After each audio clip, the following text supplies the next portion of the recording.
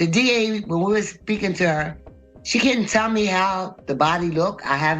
She says she's waiting for papers, but I have pictures. She wasn't just stabbed several times. She was sliced up. And for them to give him a bond on that. Let's be clear, right? Let's be clear. He took her brain out, took out her heart. He gutted her like a fish, and even worse. How can that Judge Robert Johnson, how can he give bond? Welcome back to the American Crime, Femicide channel.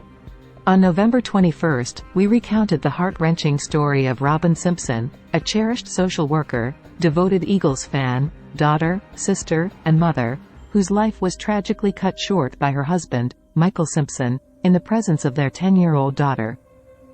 Since that time, disturbing revelations have emerged surrounding the circumstances of Robin's murder. In addition, Michael's parents are actively seeking his release on bond and potentially exploring the possibility of gaining custody of their granddaughter. To support their legal efforts, the family has initiated a GoFundMe campaign, and you can find links to the petition and the GoFundMe in the video description. The family recently participated in an interview with The Factor, where they expressed their deep frustration with the justice system, law enforcement, and the profound pain caused by the perceived lack of urgency in saving Robin. First up on The Factor, and only on The Factor, the Simpson family is simply put damn right pissed off and angry. It's been more than a month since the death of their loved one, Robin Simpson. Her husband, Michael Simpson Jr., is accused of brutally murdering her in front of their 8-year-old daughter here in Houston. Simpson is accused of stabbing Robin more than 100 times and mutilating her body beyond recognition. Family members say even cutting out, get this, her heart and her brain. Simpson was arrested and remains in jail in lieu of a $340,000 bond. All he needs to pay to get out is $34,000, the standard 10%. That is what's frightening to this family. I spoke with them today from their homes in Philadelphia. And joining us here on The Factor Uncensored tonight, we have the family of Robin Simpson. Joining us is Melanie Hatcher, her sister, Addie Fowle, her mother, and Michelle Martin, her best friend. First of all, we want to thank you all for joining us here on The Factor. Obviously, still a tough time. This still has to be fresh to you guys. It's my understanding you're concerned about her husband getting out on bond. Your thoughts about that, Ms. Fowle? First of all, the loss of your daughter, and then him getting out on bond. Well, for what he did to her, the way he destroyed her body, there's no way he should have had a bond. That's how I felt. And as far as our family, we're still suffering about it. That's all. I'm just at a loss of words right now. And I understand the tough situation. Melena, as sister, were there signs that things were going left in this relationship? There were no signs prior to 2 weeks leading up to this. The only signs that we knew of was he just started taking pills for anxiety, and he was acting like he wasn't doing anything. He stopped paying bills. He stopped being a father, a husband. He just was not doing anything. And Robin would tell me, that he was just taking these pills to sleep. And then it went from one pill to another pill to multiple pills. And then I would tell her, I said, he's going to pull you down a rabbit hole. So you need to either leave, take Essence to the Airbnb and get away. If not, then, I don't know. It was no signs prior to this up until 2 weeks when he was taking the pills. And the pills just made him into somebody different. But we never expected the violence, because what she was telling us was he was just sleeping. He was taking pills and sleeping, taking pills and sleeping. Mm-hmm. That was it. And Michelle, as best friend, did you get the same story from her? Did she at any point feel like her life was in jeopardy, or she just thought, he's just taking these pills to sleep? I heard the same story. I don't think that Robin thought at any point that she was in danger per se. She didn't share that with us, but I know that there were instances. But there were other things, that he tried to have himself 302 to quite a few times, 2 or 3 times right before he killed Robin. It almost feels like he knew what he was going to do. He premeditated what he was going to do because they were married for 12 years. All of a sudden, a couple weeks before you kill her, you're having anxiety, you're hearing voices, you're contemplating suicide, you're having all of these crazy thoughts. He chased her around the house before the time that he killed her with a knife. It's what we are now to understand. It was just a couple days before. So I think what he was trying to do was create a narrative of insanity. And he was trying to create paperwork. So he went and he visited a couple psychiatrists, psychologists. All of them gave him medicine. How? Do they not talk to each other? Do they not see something where they log in and see his name where he is doing, going to different people and getting all of these different medications? So I think what he was doing was actually plotting an insanity defense for what he was going to do. And Robin even took him to her hospital where she works. And I asked her, to piggyback off Michelle, about the 3 incidents where he went to the hospital 3 times in 1 week. Why didn't they commit him? And she said, oh, he's just acting out, nothing is wrong with him. He didn't fit the criteria. She would just say that. And I'm like, if he was admitted 3 times to the hospital, but they keep prescribing him psych meds, but nobody is saying he's psychological or something's wrong with him or psychotic. So I would love to see his search history during the trial. What is search history? What were you looking for? How do you know that you can go ahead and do this insanity defense? Now we're to understand that if you're in Texas and you get insanity, the punishment starts at just 5 years, regardless of the crime. So I firmly believe that he knew exactly what he was doing. He knew exactly where he was, in Houston, which is like a Democratic island in the middle of Texas, and the judge's leniency. And that's exactly what has been happening. And Ms. Paul, you're concerned about that leniency with the bond being so low for him. I think, what's the amount? 300 and... It's 34,000. 340,000. No, 34,000. 34,000. That's the 10% of the 300. That's the 10% of the 300. Yeah. So for murder, he got 300, and that's 30,000. Then for essence, he got endangerment. 40,000. He got 40,000, and then that's the 4,000. So all he needs is 34,000 to get out. And I'm sure the young girl, their daughter, should be frightened with this. He's horrified. Because according to published reports, he wanted to kill her too. Right. And that's the issue I have with that charge. She told the police that he tried to kill her, and why are they only charging him with aggravated assault instead of attempted murder? Still ahead tonight, the Simpsons and Simpsons' loved ones continue to press for answers. He took her brain out, took out her heart. He gutted her like a fish. Incredible. We'll continue our discussion with the family next. And welcome back to The Factor Uncensored. Robin Simpson's family is still pressing for answers about the low bond amount for the man suspected of killing her. They tell me that decision has re-traumatized everyone in their family. Let's take a look. Have you guys heard from any of the investigators or the prosecutor, Kim Ogg's office, as of yet? No. No. And We heard something. You guys have reached out, right? Yes. Yeah. We reached out to the DA's office, and we knew more than she wanted to tell us. It's like they are waiting for the paperwork to be... It's still under investigation. We have to pull information from the DA. We spoke to the Detective Watson early on. Like, we haven't heard from them in over a month almost. Yeah. Can I say something? Yes, Ms. Falls, go ahead. I would like to know, what are they investigating? Because it happened at 4:30 in the morning. There was no other witness but my granddaughter. And when the police got there, she probably was dead already. And they still hung outside until my granddaughter ran past and opened the door. If you're crazy, like he was plotting, like Michelle said, that he was trying to plan this, would you move a body? He killed my daughter in the bedroom.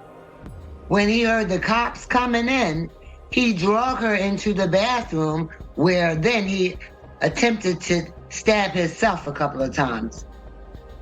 That's planned. Now, if my granddaughter wasn't there, what would he have done? He would have said somebody broke in, tried to kill him, killed her. And the DA, when we were speaking to her, she couldn't tell me how the body looked. She said she's waiting for papers, but I have pictures. She wasn't just stabbed several times. She was sliced up. And for them to give him a bond on that? Let's be clear, right? Let's be clear. He took her brain out, took out her heart. He gutted her like a fish, and even worse. How can that Judge Robert Johnson, how can he give bond? And the insane part is that he did it in the past. The young man that he gave bond to came out and killed another young man in front of his parents. How do you do that? He's obviously a danger to society if he sits there and he chops this woman's body up. Where is the justice? Why was his bail not revoked? How did his bail go from being $2 million down to $300,000? I'm 100% sure that that judge saw those photos. He saw the file as he was making this decision. He had to. But I'm making sure that he does, because I'm trying to send those pictures to every legal person down there so that they see exactly what he did. Exactly. That's your whole goal tonight, and I want to make it clear so our viewers can know. You don't want him out on bond, number one. No. And also because you fear for the safety of your granddaughter, Ms. Fowl. Correct. Correct. Well, the whole family fears for their safety. Yeah. The whole family does. If he gets out and makes his way anywhere close to that baby, he's going to try and take out whoever has her. And we're going to take him out. You know, that's a real fear. How can a judge do that? I'm extremely baffled. I feel like Robin is being murdered over and over again. The fact that the cops, Robin made 2 phone calls to the police. As the last phone call was hanging up, the police were pulling up. This is said in an interview by a lieutenant. In an interview, I believe it's on Fox. So how much time did it take from when the first officer got there to when the second officer got there? Because they could not breach with one officer. He stood out front. When the second officer got there, he says they walked around the back. That's when they saw Essence running to the front. How much time did it take them? Because you cannot mutilate a body in that way in 5 minutes. You cannot take out somebody's brain, slice them from here all the way down their entire body. Them photos show her being sewn up by a thick rope. She looked like a rag doll being sewn back together. That takes time for you to mutilate a body like that. And why does he not have abuse of a corpse? Exactly. That's what I want to know. And they won't tell us anything. And they won't release the records. So far, I think about 3 media outlets have done a right to know request, and they've denied every single one of them. What are they hiding? That's what I want to know. Because my son was killed here, and the young man killed a teacher while her 11-year-old was in the car. He didn't get a bond. No. He's not getting out of jail, and her family wants the death penalty. Well, guess what? so do I. I reached out to Judge Robert Johnson for a comment today. His staff says he's on Christmas break and won't be back until January 28th. Don't go anywhere. We'll be back with more Factor Uncensored. And welcome back to the Factor Uncensored. We continue our discussion about the murder of Robin Simpson. As we've reported earlier tonight, the family's main concern is what they consider a low bond for her husband, the accused killer in this case. Joining us to talk about it live tonight from more perspective, Andy Kahn of Houston Crime Stoppers. First of all, hearing this family's story from Philadelphia, and of course, Robin was here in Houston living with her husband. Your perspective on hearing what they're going through. Hey man, I've been around for 30 plus years. I'm a board member of Parents of Murdered Children and Surviving Family Members of Homicide. This is one of the worst cases that I've ever listened to. I mean, absolutely horrific, and my heart goes out to this family.